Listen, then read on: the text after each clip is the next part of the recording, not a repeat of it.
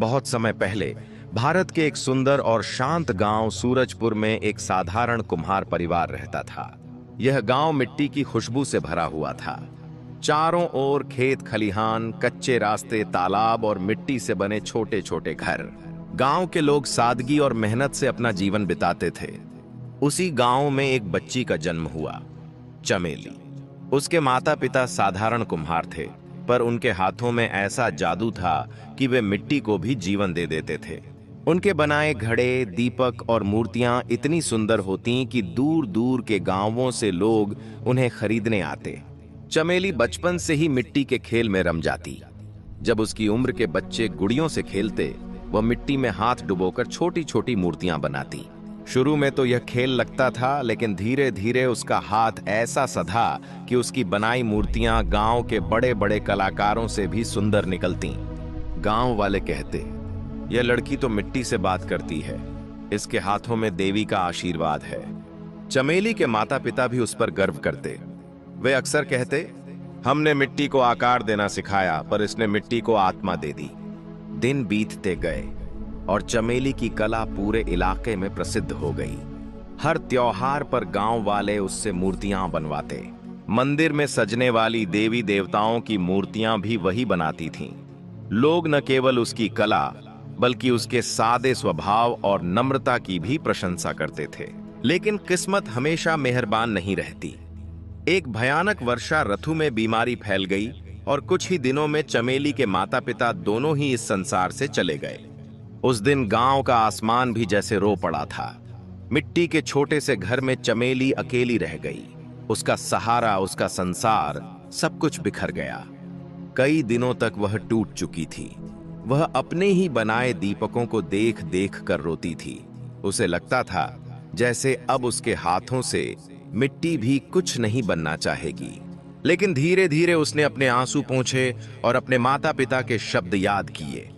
मिट्टी चाहे कितनी भी भीग जाए, अगर धैर्य और प्रेम से उसे गढ़ा जाए तो वह फिर आकार ले लेती है। इसी विश्वास के सहारे चमेली ने अपने जीवन की नई शुरुआत की। अब वह अकेली थी, पर उसकी कला ही उसका परिवार थी।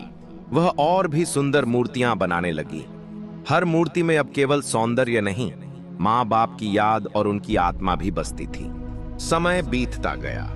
इसी बीच राज्य में हर साल की तरह इस बार भी वसंत महोत्सव मेला आयोजित होने वाला था। यह मेला बहुत बड़ा होता था। दूर दूर से व्यापारी थी, कलाकार और साधक अपनी कला और वस्तुएं लेकर आते। कहा जाता था कि यदि किसी की कला इस मेले में पसंद आ जाए तो वह सीधे राजमहल तक पहुंच सकती है। चमेली के मन में भी एक उम्मीद जागी। उसने तय किया कि वह अपनी सबसे सुंदर मूर्तियां और मिट्टी के दिए लेकर मेले में जाएगी। उसने रात दिन मेहनत करके इतने सुंदर शिल्प तैयार किए कि देखने वाला दंग रह जाए। मेले का दिन आ गया। चारों ओर रंग बिरंगी दुकानों की कतारें थीं। ढोल नगाड़ों की आवाजें गूंज रही थीं। बच्चे झूले झूल रहे थे और हर तरफ खुशी का माहौल था। चमेली ने भी एक सादा सी दुकान लगाई। उसकी दुकान पर मिट्टी की मूर्तियां, दिए, घड़े और देवी देवताओं की सुंदर प्रतिमाएं सजी थीं।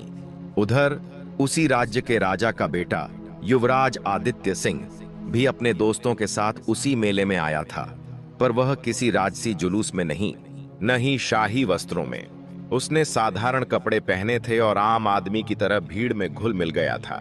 आदित्य को हमेशा से ही राजमहल की चमक दमक और ऐश्वर्य से ज्यादा जनता के बीच रहना, उनके जीवन को समझना और आम लोगों की तरह जीना अच्छा लगता था। महल की बंद दीवारों के भीतर रहकर वह कभी सच्ची जिंदगी नहीं देख पाता था। इसीलिए वह हर साल भेष बदलकर मेले में घूमने आता था, बिना किसी को अपनी असली पहचान बताए। वह दोस्तों के साथ कभी मिठाई खाता, कभी झूले झूलता, कभी दुकानों पर रुककर छोटी छोटी चीजें खरीदता। लेकिन तभी उसकी नजर एक छोटी सी दुकान पर पड़ी। वहां सजी मिट्टी की मूर्तियां कुछ अलग ही चमक रही थीं। वह दुकान थी चमेली की। आदित्य कुछ पल तक वहीं खड़ा रहा। वह आश्चर्य से मूर्तियों को देखने लगा। उनमें कोई साधारणपन नहीं था, उनमें जैसे जीवन बसता था। देवी की आंखों में करुणा थी, मिट्टी के दीपकों में रोशनी थी और हर घड़े में जैसे किसी की आत्मा झलक रही थी। आदित्य ने पूछा, ये तुमने बनाई है? चमेली मुस्कुराई। हाँ, सब मैंने ही बनाई हैं। मिट्टी में जान डालना ही मेरा काम है। मैंने ही बनाई है। तुम्हारे हाथों में तो जादू है, आदित्य ने मुस्कुराते हुए कहा। यह मूर्ति मुझे खरीदनी है, चमेली हंसते हुए बोली। राजकुमार जी, मेरे बनाए घड़े और मूर्तियां तो गांव वालों के लिए हैं। आदित्य चौंक गया। तुम्हें कैसे पता कि मैं राजकुमार हूं? चमेली ने शरारती आंखों से उसे देखा और कहा, जिस तरह से आप चलते हैं और जिस आत्मविश्वास से आप बात करते हैं, वैसा गांव में कोई नहीं करता। आदित्य हंस पड़ा। उसने वह मूर्ति खरीदी और चमेली से दोबारा आने का वादा किया। चमेली ने सोचा यह मजाक है, पर आदित्य का दिल उस सादगी और कला में खो गया था। अगले कुछ दिनों में आदित्य बार बार गांव आने लगा। वह चमेली की दुकान पर रुकता, उससे बात करता और उसकी कला की तारीफ करता। चमेली को पहले यह सब थोड़ा अजीब लगा, पर धीरे धीरे उसे आदित्य की सादगी और उसकी बातों में छुपा हुआ प्यार दिखने लगा। एक दिन जब चमेली नदी किनारे मिट्टी ले रही थी तो आदित्य वहां पहुंच गया। उसने पूछा, तुम यहां अकेली हो? मिट्टी मेरी दोस्त है, चमेली ने जवाब दिया। चमेली ने हंसते हुए कहा, यह मुझे कभी अकेला नहीं छोड़ती और यही मेरी सबसे अच्छी दोस्त है। आदित्य ने मजाक में कुछ कहा, पर उसकी आंखों में एक गहरा सवाल था। चमेली ने उसकी ओर देखा और उसका दिल जोर से धड़कने लगा। वह समझ गई कि यह सिर्फ मजाक नहीं था। वो एक साधारण कुम्हारिन थी और वह राजकुमार। उनके बीच का फासला आसमान और जमीन जितना था। उसने कहा, चमेली, मुझे तुमसे कुछ कहना है। चमेली ने घबराते हुए पूछा, क्या बात है? राजकुमार, मैं तुमसे प्यार करता हूं, आदित्य ने बिना किसी झिझक के कहा। मैं जानता हूं कि हमारे बीच एक बड़ी दीवार है, लेकिन मैं उस दीवार को तोड़ना चाहता हूं। चमेली की आंखें भर आईं। यह मुमकिन नहीं है आदित्य, तुम एक राजकुमार हो और मैं तो बस एक कुम्हारिन हूं। तुम्हारा राज्य, तुम्हारे लोग, तुम्हारी मां, कोई भी मुझे स्वीकार नहीं करेगा। मैं सबको मना लूंगा, आदित्य ने दृढ़ता से कहा। मेरे लिए तुम सिर्फ एक कुम्हारिन नहीं, मेरे दिल की रानी हो। चमेली का दिल चाहता था कि वह आदित्य के गले लग जाए, पर डर ने उसे रोक लिया। उसने कहा, मुझे कुछ समय चाहिए। आदित्य, यह इतना आसान फैसला नहीं है। आदित्य ने चमेली को समय दिया, लेकिन उनकी हर मुलाकात के साथ उनका प्यार और भी गहरा होता गया। यह बात धीरे धीरे पूरे गांव में फैल गई। गांव वालों को एक कुम्हारिन और राजकुमार की बढ़ती नजदीकियां पसंद नहीं आईं। उधर महल में रानी मां को भी इसकी भनक लग चुकी थी। उन्होंने आदित्य को अपने पास बुलाया और सख्त लहजे में कहा, तुम एक राजकुमार हो, तुम्हारा विवाह किसी राजकुमारी से ही होगा। इस कुम्हारिन के सपने को भूल जाओ। मां, मैं चमेली से प्यार करता हूं, आदित्य ने कहा। वह मेरे दिल की रानी है। रानी क्रोधित हो गई। अगर तुम नहीं माने तो मैं उसे गांव से निकलवा दूंगी। आदित्य का दिल टूट गया, लेकिन उसने हिम्मत नहीं हारी। वह तुरंत चमेली से मिला और उसे सारी बात बताई। चमेली ने गहरी सांस ली और कहा, आदित्य, मैं तुमसे प्यार करती हूं, लेकिन मैं तुम्हारे और तुम्हारे परिवार के बीच नहीं आना चाहती। नहीं चमेली, आदित्य ने कहा, हम साथ मिलकर हर मुश्किल का सामना करेंगे। चमेली और आदित्य का प्यार अब एक तूफान की तरह था, जो न तो रुक सकता था और न ही छिप सकता था। लेकिन इस प्यार की राह में अब कांटे बिछने लगे थे। गांव में अफवाहें तेजी से फैल रही थीं। कुछ लोग चमेली पर ताने कसते हुए कहते, तूने क्या सोचा कुम्हारिन, कि राजकुमार तुझसे शादी कर लेगा? दूसरी ओर महल में रानी ने अपने सलाहकारों के साथ मिलकर एक योजना बनानी शुरू कर दी। वे किसी भी कीमत पर आदित्य को चमेली से दूर करना चाहती थीं। इसके लिए रानी ने अपने सबसे भरोसेमंद सलाहकार महेश्वर को बुलाया। महेश्वर एक क्रूर और चतुर व्यक्ति था, जो रानी के हर हुक्म को आंख मूंद कर मानता था। रानी ने उससे कहा, महेश्वर, इस कुम्हारिन का गांव में रहना अब बर्दाश्त नहीं होगा। उसे यहां से दूर करो, लेकिन ऐसा होना चाहिए कि आदित्य को जरा भी शक न हो। महेश्वर ने सिर झुकाया और कहा, जैसी आपकी आज्ञा रानी मां, मैं कुछ ऐसा करूंगा कि वह खुद ही गांव छोड़कर चली जाए। उधर आदित्य और चमेली छुप छुप कर मिलने लगे। वे नदी के किनारे एक पुराने बरगद के पेड़ के नीचे मिलते, जहां कोई नहीं आता था। एक शाम जब आसमान तारों से भरा था, चमेली ने आदित्य से कहा, मुझे डर लगता है आदित्य, अगर तुम्हारे परिवार ने मुझे नुकसान पहुंचाने की कोशिश की तो मैं क्या करूंगी? आदित्य ने उसका हाथ थाम कर कहा, चमेली, मैं तुम्हें कुछ नहीं होने दूंगा। अगर जरूरत पड़ी तो मैं अपना राजपाट भी छोड़ दूंगा। चमेली की आंखें नम हो गईं। तुम ऐसा कैसे कह सकते हो? तुम्हारा राजपाट तुम्हारी जिम्मेदारी है। मैं नहीं चाहती कि मेरे कारण तुम्हारा भविष्य बर्बाद हो। मेरे लिए तुम ही मेरी दुनिया हो, आदित्य ने कहा। राजपाट तो आता जाता रहता है, लेकिन तुम्हारे जैसा प्यार मुझे फिर कभी नहीं मिलेगा। महेश्वर ने अपनी योजना पर काम शुरू कर दिया। उसने गांव के कुछ लोगों को पैसे देकर यह अफवाह फैलाई कि चमेली ने जादू टोने से राजकुमार को अपने वश में कर लिया है। गांव वालों में डर और गुस्सा फैलने लगा। एक रात कुछ लोग चमेली के घर के बाहर जमा हो गए और चिल्लाने लगे, जादूगरनी, गांव छोड़ दे। चमेली डर गई, लेकिन उसने हिम्मत नहीं हारी। उसने दरवाजा खोला और कहा, मैंने कोई जादू नहीं किया, मैं सिर्फ अपने काम से मतलब रखती हूं। लेकिन भीड़ नहीं मानी। तभी आदित्य को खबर मिली। वह तुरंत घोड़े पर सवार होकर वहां पहुंचा। भीड़ को देखकर उसने गुस्से में कहा, जो कोई भी चमेली को नुकसान पहुंचाएगा उसे मुझसे बुरा अंजाम भुगतना पड़ेगा। उसकी आवाज में इतनी ताकत थी कि भीड़ डरकर बिखर गई। चमेली ने आदित्य को गले लगा लिया और रोते हुए कहा, यह सब मेरे कारण हो रहा है। शायद मुझे सचमुच यह गांव छोड़ देना चाहिए। नहीं, आदित्य ने दृढ़ता से कहा, हम इस लड़ाई को साथ मिलकर लड़ेंगे। मैं तुम्हें अकेला नहीं छोड़ूंगा। अगले दिन आदित्य ने अपनी मां से खुलकर बात करने का फैसला किया। वह महल पहुंचा और रानी के सामने खड़ा हो गया। मां, मैं चमेली से शादी करूंगा। अगर आप मुझे रोकेंगी तो मैं राजपाट छोड़कर उसके साथ चला जाऊंगा। रानी हैरान रह गईं।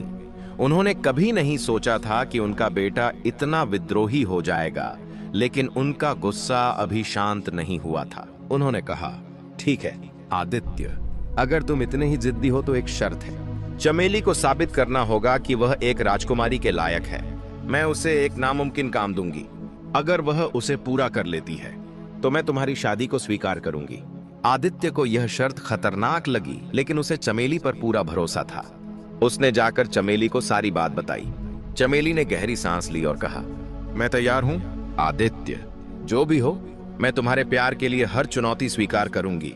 रानी ने चमेली को बुलाया और कहा, तुम्हें एक ऐसा घड़ा बनाना होगा जो न कभी टूटे, न उसका पानी सूखे, और जो मेरे महल की शोभा बनाए। तुम्हारे पास सिर्फ 7 दिन हैं। चमेली के लिए यह काम नामुमकिन था। मिट्टी का घड़ा तो सूखते सूखते फट ही जाता था और पानी भी जल्दी ही रिस जाता था। लेकिन चमेली ने हार नहीं मानी। उसने अपने छोटे से घर में दिन रात काम करना शुरू कर दिया। आदित्य हर दिन आकर उसका हौसला बढ़ाता रहा, उसे प्रोत्साहित करता और कहता, तुम कर लोगी। पर महेश्वर की नजरें अभी भी चमेली पर टिकी थीं। उसने सोचा, यह सबसे सही मौका है चमेली को हमेशा के लिए खत्म करने का। उसने एक नई साजिश रची, जिसका पता न तो चमेली को था और न ही आदित्य को।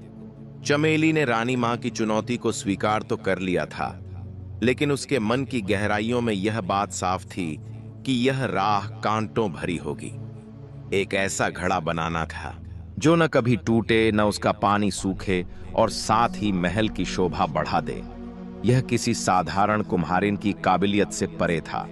यह उसके हुनर, जहां साहस और अस्तित्व की सबसे बड़ी परीक्षा थी। उसने अपने छोटे से घर के एक कोने को कार्यशाला में बदल डाला। मिट्टी, पानी और चाक के साथ उसने अपने दिन रात एक कर दिए। हर सुबह नई उम्मीद के साथ वह घड़ा गढ़ने बैठती और हर रात किसी न किसी कमी के साथ उसे तोड़कर फिर से शुरू कर देती। कभी मिट्टी सही नहीं बैठती, कभी आकार बिगड़ जाता, तो कभी घड़ा सूखने से पहले ही दरक जाता। इन कठिन पलों में आदित्य उसका सबसे बड़ा सहारा बना।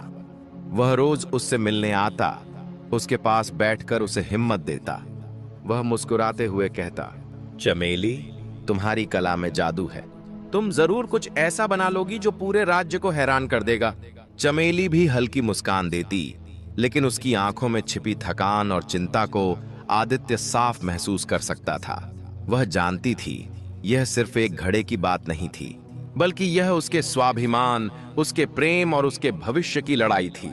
यह उसके और आदित्य के प्यार की असली परीक्षा थी। महेश्वर, जो रानी का वफादार सलाहकार था, चुपके से चमेली की हर हरकत पर नजर रख रहा था। उसे पता था कि अगर चमेली घड़ा बनाने में सफल हो गई तो रानी को आदित्य और चमेली की शादी माननी पड़ेगी। यह उसके लिए बर्दाश्त से बाहर था। महेश्वर ने एक खतरनाक योजना बनाई। उसने गांव के एक कुख्यात जादूगर भैरवनाथ को बुलाया, जो अपने काले जादू और रहस्यमय शक्तियों के लिए बदनाम था। महेश्वर ने भैरवनाथ से कहा, चमेली जो भी घड़ा बनाए तुम उसे रात में तोड़ देना, और अगर वह फिर भी हार न माने तो ऐसा करो कि वह खुद ही गांव छोड़कर भाग जाए। भैरवनाथ ने तिरछी मुस्कान के साथ कहा, यह काम मेरे लिए बच्चों का खेल है, बस मेरी कीमत पूरी कर दो। महेश्वर ने उसे सोने की मोहरों से भरा एक थैला दे दिया। उसी रात जब चमेली अपने बनाए एक घड़े को आखिरी रूप दे रही थी, अचानक तेज हवा चली। चमेली का छोटा सा घर हवा के झोंकों से कांप उठा और दरवाजा खुल गया। उसने देखा कि उसका घड़ा, जो अभी तक सुरक्षित था, अचानक मेज से गिरकर जमीन पर टुकड़े टुकड़े हो गया। चमेली स्तब्ध रह गई। उसे लगा कि शायद यह उसकी कोई गलती थी, पर उसके दिल ने चेतावनी दी कि कुछ गलत हो रहा है। फिर भी चमेली ने हिम्मत नहीं हारी। अगले दिन उसने फिर से अपने काम को हाथ में लिया। इस बार उसने नदी के गहरे तल से एक नई चमकदार और मजबूत मिट्टी निकाली, पर उसे पता था कि यह मिट्टी भी शायद रानी की शर्त को पूरा नहीं कर पाएगी। तीसरे दिन जब वह अपना नया कलश चूल्हे में पका रही थी, आदित्य वहां आया। चमेली तुम ठीक हो? उसने चिंता भरे स्वर में पूछा। चमेली ने उदास होकर कहा, मैं कोशिश कर रही हूं आदित्य, पर हर बार कुछ न कुछ गलत हो जाता है। मुझे लगता है कि कोई मेरी मेहनत के खिलाफ साजिश कर रहा है। आदित्य उसकी बात गंभीरता से सुनकर बोला, मैं इसकी तह तक जाऊंगा, तुम बस अपने काम पर ध्यान दो, मैं तुम्हें कुछ नहीं होने दूंगा। फिर आदित्य ने अपने सबसे भरोसेमंद दोस्त प्रताप सिंह को बुलाया। प्रताप सिंह गांव का एक चतुर और फुर्तीला लड़का था, जो महल में आदित्य का साथी था। आदित्य ने उसे चमेली के घर और उसके आसपास नजर रखने के लिए कहा। उस रात जब भैरवनाथ फिर से चमेली के घर में घुसने की कोशिश कर रहा था, प्रताप सिंह ने उसे पकड़ लिया। भैरवनाथ ने भागने की कोशिश की, पर प्रताप सिंह ने उसे मजबूती से पकड़कर आदित्य के सामने पेश कर दिया। आदित्य ने भैरवनाथ से सख्ती से पूछताछ की। डर के मारे उसने सारा सच उगल दिया कि कैसे महेश्वर ने उसे चमेली के खिलाफ साजिश करने के लिए पैसे दिए थे। आदित्य का क्रोध 7वें आसमान पर था। वह तुरंत महल पहुंचा और रानी को सारी बात बताई। मां, आपने मेरे प्यार को खत्म करने के लिए इतनी घटिया हरकत की, आदित्य क्रोध में बोला। रानी चुप रही। उनके पास कोई सटीक जवाब नहीं था, पर उनका अहंकार उन्हें चमेली को स्वीकार करने से रोक रहा था। उन्होंने कहा, ठीक है आदित्य, मैं महेश्वर को सजा दूंगी, पर चमेली को वह घड़ा बनाना होगा। अगर वह ऐसा नहीं कर पाई तो तुम्हें मेरी बात माननी होगी। आदित्य ने चमेली को यह बात सुनाई। चमेली अब और भी मजबूत थी। उसने दृढ़ निश्चय से कहा, मैं हार नहीं मानूंगी, चाहे कुछ भी हो, मैं वह घड़ा बनाऊंगी। छठे दिन चमेली को एक सपना आया। सपने में एक बूढ़ी औरत ने उससे कहा, चमेली, तुम्हारी कला में सच्चाई और प्यार है। नदी के किनारे एक चमकता हुआ पत्थर है, उसे अपनी मिट्टी में मिलाओ और तुम्हारा घड़ा अमर हो जाएगा। सुबह होते ही चमेली नदी के किनारे पहुंची। पानी के तट पर बिखरे हुए पत्थरों में से एक सचमुच रात के तारों सा चमक रहा था। उसने वह पत्थर उठा लिया था, उसे बारीकी से पीसा और अपनी मिट्टी में मिलाकर नया कलश बनाने लग गई। इस बार चमेली ने अपने प्यार, अपनी मेहनत और अपनी उम्मीद को उस घड़े में भर दिया। 7वें दिन जब घड़ा तैयार हुआ, वह इतना सुंदर और अद्भुत था कि देखने वाले दंग रह गए। उसका रंग बदलता रहता था और उसमें भरा पानी कभी सूखता नहीं था। चमेली ने वह घड़ा रानी के सामने पेश किया। रानी हैरान रह गईं। उन्होंने घड़ा उठाया, उसे गौर से देखा और फिर जमीन पर पटका, पर वह नहीं टूटा। उन्होंने उसमें पानी डाला और कई घंटों तक रखा, पर पानी कभी सूखा नहीं। रानी के पास अब कोई बहाना नहीं था। लेकिन महेश्वर, जो अभी भी अपनी चालाकी से बचा हुआ था, ने अपनी आखिरी चाल चली। उसने गांव में अफवाह फैला दी कि चमेली ने जादू से घड़ा बनाया है और यह जादू पूरे राज्य को बर्बाद कर देगा। गांव वाले फिर से चमेली के खिलाफ हो गए। इस बार भीड़ इतनी उग्र थी कि आदित्य और चमेली को सुरक्षा के लिए गांव छोड़कर भागना पड़ा। वे जंगल की तरफ भागे और एक पुरानी गुफा में छुप गए। यह वही गुफा थी जहां चमेली और आदित्य छिपे थे। गुफा नम और अंधेरी थी। बाहर रात का सन्नाटा पसरा हुआ था। बस जंगली जानवरों की हल्की आवाजें और पत्तियों की सरसराहट सुनाई दे रही थी। चमेली का दिल तेजी से धड़क रहा था, पर आदित्य के पास होने से उसे हिम्मत मिल रही थी। आदित्य ने चमेली का हाथ थामा और कहा, चमेली, कुछ भी हो, मैं तुम्हें कभी अकेला नहीं छोड़ूंगा। हम इस मुश्किल से बाहर निकलेंगे। चमेली उसकी ओर देखती रही। उसकी आंखों में आंसू थे, पर एक हल्की मुस्कान भी थी। उसने कहा, आदित्य, तुम एक राजकुमार हो। तुम्हें मेरे लिए इतना बड़ा खतरा क्यों मोल लेना है? तुम वापस महल जा सकते हो, अपनी जिंदगी जी सकते हो। मैं ही तुम्हारी जिंदगी नहीं हूं। आदित्य ने गंभीरता से उत्तर दिया, महल राजपाट सब बेकार है अगर तुम मेरे साथ नहीं हो। तभी महेश्वर और उसके सैनिक गुफा में घुस आए। अंधेरे में आदित्य ने अपनी तलवार से 2 सैनिकों को घायल कर दिया, लेकिन महेश्वर ने एक चालाकी भरी योजना बनाई। उसने अपने आदमियों को गुफा के प्रवेश द्वार पर आग लगाने का आदेश दिया, ताकि धुएं से गुफा भर जाए और चमेली और आदित्य बाहर आने को मजबूर हों। धुआं गुफा में फैलने लगा। चमेली खांसने लगी और आदित्य की आंखें जलने लगीं, पर चमेली ने हिम्मत नहीं हारी। उसने गुफा के एक कोने में एक छोटा सा छेद देखा, जहां से हवा आ रही थी। उसने आदित्य को इशारा किया और दोनों उस ओर बढ़े। छेद को खोदकर बड़ा करने में उन्हें थोड़ा समय लगा, लेकिन आखिरकार वे एक संकरे रास्ते से बाहर निकल आए। बाहर आते ही चमेली ने देखा कि जंगल में बारिश शुरू हो गई थी। बारिश ने गुफा के बाहर लगी आग बुझा दी और महेश्वर के सैनिक इधर उधर भागने लगे, पर महेश्वर ने हार नहीं मानी। उसने आदित्य को देख लिया और अपनी तलवार लेकर उसकी ओर दौड़ पड़ा। तभी जंगल से एक रहस्यमयी शख्स निकला। वह एक बूढ़ा साधु था, जिसके चेहरे पर तेज था और हाथ में एक लंबा डंडा था। उसने महेश्वर को रोकते हुए कहा, रुक जाओ, तुम्हारी साजिशें अब और नहीं चलेंगी। महेश्वर हंसा और बोला, अरे बूढ़े, तू मेरे रास्ते में क्यों आ रहा है? यह राजकुमार और उसकी जादूगरनी मेरे लिए खतरा हैं। साधु ने अपनी गहरी आवाज में कहा, जादू वह नहीं है जो चमेली करती है। असली जादू उनके प्यार में है, जो तुम्हारी हर साजिश को नाकाम कर रहा है। साधु ने अपना डंडा जमीन पर मारा और अचानक एक तेज रोशनी फैल गई। महेश्वर और उसके सैनिक डर के मारे पीछे हट गए। साधु ने आदित्य और चमेली को अपने साथ चलने का इशारा किया। वे दोनों थके हुए और डरे हुए थे, पर साधु के पीछे पीछे चल पड़े। साधु उन्हें जंगल के गहरे हिस्से में एक छोटी सी झोपड़ी में ले गया। वहां आग जल रही थी और चारों ओर शांति थी। साधु ने उन्हें बैठने को कहा और बोले, मैंने तुम्हारी कहानी देखी है। तुम्हारा प्यार सच्चा है, पर तुम्हारी परीक्षा अभी खत्म नहीं हुई है। महेश्वर तुम्हारा पीछा नहीं छोड़ेगा और रानी का अहंकार भी तुम्हारे रास्ते में रुकावट बनेगा। चमेली ने पूछा, हम क्या करें बाबा? मैं तो बस एक कुम्हारिन हूं। मेरे पास ना ताकत है ना धन। साधु ने मुस्कुराते हुए कहा, तुम्हारे पास वह है जो किसी राजा या रानी के पास नहीं, सच्चाई और प्यार। पर अब तुम्हें एक बड़ा कदम उठाना होगा। मैं तुम्हें एक राज बताऊंगा। इस जंगल में एक पुराना मंदिर है, जहां एक जादुई मिट्टी का स्रोत है। उस मिट्टी से बना कोई भी घड़ा अमर होता है। अगर तुम उस मिट्टी से एक और घड़ा बना सको, तो तुम रानी और पूरे राज्य को दिखा सकती हो कि तुम खास हो। साधु ने कहा। आदित्य ने उत्साह से कहा, तो हमें वह मिट्टी ढूंढनी होगी। साधु ने चेतावनी दी, लेकिन वह मंदिर आसानी से नहीं मिलेगा। वहां पहुंचने के लिए तुम्हें कई खतरों से गुजरना होगा और महेश्वर को भी इस मिट्टी के बारे में पता चल सकता है। चमेली और आदित्य ने एक दूसरे की ओर देखा। उनके दिल में डर था, पर प्यार की ताकत उस डर से कहीं बड़ी थी। चमेली ने कहा, मैं तैयार हूं बाबा, चाहे कुछ भी हो मैं वह घड़ा बनाऊंगी।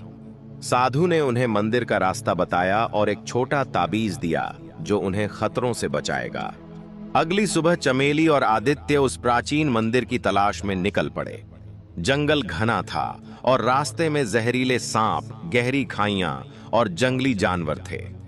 पर सबसे बड़ा खतरा महेश्वर था, जो उन्हें जिंदा या मुर्दा पकड़ने के इरादे से अपने सैनिकों के साथ उनकी तलाश में था। जंगल का रास्ता बहुत कठिन था। घने पेड़ों की वजह से सूरज की रोशनी भी मुश्किल से पहुंच पाती थी। चमेली और आदित्य साधु के बताए रास्ते पर चल रहे थे, लेकिन हर कदम पर खतरा मंडरा रहा था। चमेली के हाथ में साधु का दिया हुआ ताबीज था जो हल्का चमक रहा था, मानो कोई अदृश्य शक्ति उन्हें रास्ता दिखा रही हो। आदित्य की तलवार उसकी कमर पर बंधी थी और उसकी आंखें हर हलचल पर नजर रख रही थीं। चमेली, जो इस जंगल की दुनिया से अनजान थी, आदित्य के साथ कदम से कदम मिलाकर चल रही थी। पहले दिन की दोपहर में जब वे एक संकरे रास्ते से गुजर रहे थे, अचानक एक तेज गुर्राहट ने उन्हें चौंका दिया। सामने एक विशाल बाघ खड़ा था जिसकी आंखें आग की तरह चमक रही थीं। चमेली डरकर पीछे हट गई, लेकिन आदित्य ने उसे अपने पीछे खींच लिया। शांत रहो चमेली, उसने धीरे से कहा, बाघ की आंखों में मत देखना। चमेली ने ताबीज को कसकर पकड़ा और अचानक उससे एक हल्की रोशनी निकली। बाघ ने उस रोशनी को देखा और कुछ पल के लिए रुक गया, जैसे उसे समझ नहीं आ रहा हो कि क्या करना है। आदित्य ने मौका देखकर चमेली को इशारा किया और दोनों धीरे धीरे पीछे हटे। बाघ ने उनका पीछा नहीं किया और जंगल में गायब हो गया। चमेली ने राहत की सांस ली और कहा, इस ताबीज में सचमुच कोई जादू है? आदित्य मुस्कुराते हुए बोला, या शायद तुम्हारे प्यार का जादू। उधर महेश्वर और उसके सैनिक जंगल में उनकी तलाश कर रहे थे। महेश्वर को एक शिकारी की मदद मिली जो जंगल के हर रास्ते को जानता था। शिकारी ने चमेली और आदित्य के पैरों के निशान देखकर बताया कि वे प्राचीन मंदिर की तरफ जा रहे हैं। महेश्वर को मंदिर और वहां की जादुई मिट्टी के बारे में पुरानी कहानियां याद थीं। उसका लालच जाग उठा। उसने सोचा, अगर मैं उस मिट्टी को हासिल कर लूं तो ना सिर्फ चमेली और आदित्य को खत्म कर दूंगा, बल्कि उस मिट्टी से अपनी ताकत बढ़ाकर पूरे राज्य पर राज करूंगा। महेश्वर ने अपने सैनिकों को तेजी से मंदिर की ओर बढ़ने का आदेश दिया। उसने यह भी यकीन दिलाया कि गांव में यह अफवाह फैल जाए कि चमेली और आदित्य जंगल में जादूगरों के साथ मिलकर राज्य के खिलाफ साजिश रच रहे हैं। गांव वालों का गुस्सा और बढ़ गया और कुछ लोग महेश्वर के साथ जंगल में शामिल हो गए। अगले दिन चमेली और आदित्य एक गहरी खाई के पास पहुंचे। खाई के पार एक पुराना कमजोर लकड़ी का पुल था जो हवा में हिल रहा था। चमेली ने डरते हुए कहा, यह पुल तो टूट जाएगा, हम इसे कैसे पार करेंगे? आदित्य ने उसका हाथ पकड़ा और कहा, हम साथ हैं चमेली, एक दूसरे का सहारा लेंगे। दोनों ने सावधानी से पुल पर कदम रखा। हर कदम के साथ पुल चरमराता और नीचे गहरी खाई में बहती नदी की आवाज डरावनी लग रही थी। चमेली ने ताबीज को फिर से कसकर पकड़ा और उसकी हल्की रोशनी ने उन्हें हिम्मत दी। आखिरकार वे खाई पार करने में कामयाब हो गए। खाई पार करने के बाद उन्हें एक प्राचीन पत्थर का रास्ता दिखा जिस पर पुराने नक्काशीदार चिन्ह बने थे, जिनमें एक चमकता हुआ घड़ा भी था। चमेली ने उत्साह से कहा, यही मंदिर का रास्ता है जिसके बारे में साधु ने बताया था। पर जैसे ही वे आगे बढ़े, एक और खतरा सामने आया। रास्ते में एक विशाल सांप था जिसका फन ऊंचा उठा हुआ था और आंखें लाल थीं। आदित्य ने अपनी तलवार निकाली, पर चमेली ने उसे रोक दिया। रुक जाओ आदित्य, यह सांप कोई साधारण सांप नहीं है। देखो, इसके फन पर वही चिन्ह है जो मंदिर के रास्ते पर है। चमेली ने हिम्मत जुटाकर ताबीज को सांप के सामने उठाया। ताबीज की रोशनी ने सांप को शांत किया और वह धीरे धीरे रास्ते से हट गया। चमेली और आदित्य ने राहत की सांस ली और आगे बढ़े। रात होने तक वे प्राचीन मंदिर के सामने पहुंच गए। मंदिर पुराना और रहस्यमयी था, जिसकी दीवारों पर सुंदर नक्काशी की गई थी। मंदिर के अंदर एक छोटा सा तालाब था जिसके बीच में चमकदार मिट्टी का ढेर रखा था। चमेली ने उस मिट्टी को देखा और कहा, यह वही है आदित्य, इस मिट्टी से मैं वह घड़ा बना सकती हूं जो रानी को मना लेगा। लेकिन जैसे ही चमेली ने मिट्टी को छूने की कोशिश की, मंदिर की दीवारें हिलने लगीं और एक गहरी आवाज गूंजी, केवल सच्चे दिल वाला ही इस मिट्टी को ले सकता है। अपनी सच्चाई साबित करो। चमेली और आदित्य हैरान रह गए। तभी मंदिर के फर्श पर एक चमकदार रेखा दिखाई दी जो एक गुप्त दरवाजे की तरफ इशारा कर रही थी। दरवाजे के पीछे एक गहरी सुरंग थी जिसमें अंधेरा और अनजान खतरे थे। चमेली ने आदित्य की ओर देखा और कहा, मुझे लगता है यह हमारी आखिरी परीक्षा है। आदित्य ने चमेली का हाथ मजबूती से पकड़ा और कहा, हम इसे भी पार कर लेंगे। पर तभी बाहर से महेश्वर की आवाज गूंजी, तुम कहीं नहीं जा सकते आदित्य, यह मंदिर और इसकी मिट्टी अब मेरी है। महेश्वर अपने सैनिकों के साथ मंदिर के प्रवेश द्वार पर खड़ा था। उसके चेहरे पर लालच और क्रूरता साफ झलक रही थी। चमेली और आदित्य के पास दो रास्ते थे, या तो वे सुरंग में जाकर मिट्टी हासिल करने की कोशिश करें या महेश्वर और उसके सैनिकों का सामना करें। लेकिन समय कम था और महेश्वर तेजी से उनके करीब आ रहा था। आखिरकार अद्भुत साहस और अपनी कला की ताकत से चमेली ने मिट्टी से वह अमर घड़ा बना लिया। उन्होंने उसे सुरक्षित महल तक पहुंचाया। महल में चमेली और आदित्य की नई जिंदगी खुशहाली और प्रेम से भरी थी। चमेली का कला केंद्र गांव और शहर के लोगों के लिए प्रेरणा का स्रोत बन गया और आदित्य के नए नियमों ने राज्य में समानता और सम्मान की भावना को बढ़ाया। लेकिन उस रहस्यमयी संदेशवाहक का पत्र उनके मन में एक नई जिज्ञासा जगा दी थी। पत्र में लिखा था कि प्राचीन मंदिर में एक और रहस्य छिपा है जो उनके राज्य को हमेशा के लिए बदल सकता है। चमेली और आदित्य ने इस रहस्य को सुलझाने का फैसला किया। इस बार वे अकेले नहीं गए। उन्होंने अपने भरोसेमंद साथी प्रताप और गांव के कुछ नौजवानों को साथ लिया। चमेली, आदित्य और उनकी छोटी सी टोली जंगल में उस प्राचीन मंदिर की ओर बढ़ी। इस बार रास्ता पहले से कम डरावना था, क्योंकि गांव वालों का साथ और चमेली के जादुई ताबीज की शक्ति उनके साथ थी। मंदिर में पहुंचते ही उन्होंने देखा कि माहौल पहले से अलग था। वह तालाब जहां से चमेली ने जादुई मिट्टी ली थी अब सूख चुका था, लेकिन उसके नीचे एक चमकता हुआ पत्थर था जिस पर प्राचीन भाषा में कुछ लिखा था। चमेली ने ताबीज की रोशनी में वह भाषा पढ़ी। सच्चे दिल से यहां आने वाला मिट्टी का आखिरी रहस्य पाएगा, एकता का उपहार। तभी मंदिर की दीवारें फिर हिलीं और एक गुप्त कमरा खुल गया। कमरे के अंदर एक पुरानी मूर्ति थी जो एक कुम्हार और एक राजा को एक साथ मिट्टी का घड़ा बनाते हुए दिखा रही थी।